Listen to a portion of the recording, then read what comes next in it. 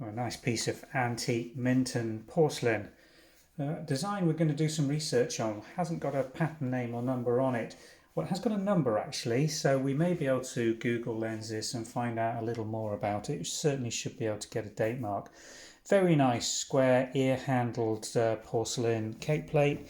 Very nice, little very fine floral design around here in this little central portion just there. Very nice indeed.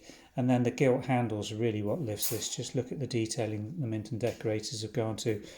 A little bit of ware, antique ware around the gilt rim, but I suspect this is probably going to be 19th century rather than 20th century when we come to research it. And a very beautiful piece of blue and white. It does remind me of one of the Copenhagen patterns in more modern china pieces.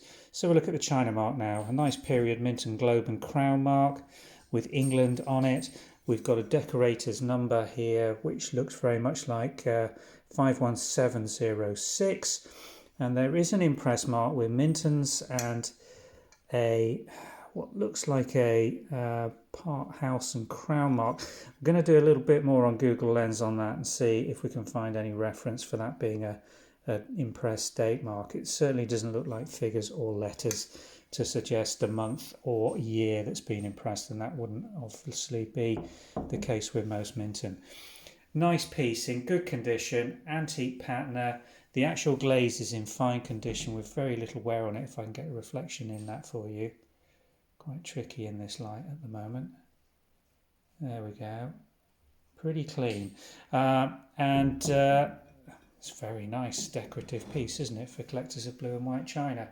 So a pretty thing. Link description below should take you through to the website listing where we're putting this on sale from the Vintage and Antiques website this afternoon. Do have a browse through our Minton range. We've got some very nice period and antique pieces of Minton's porcelain currently available. Thanks for watching.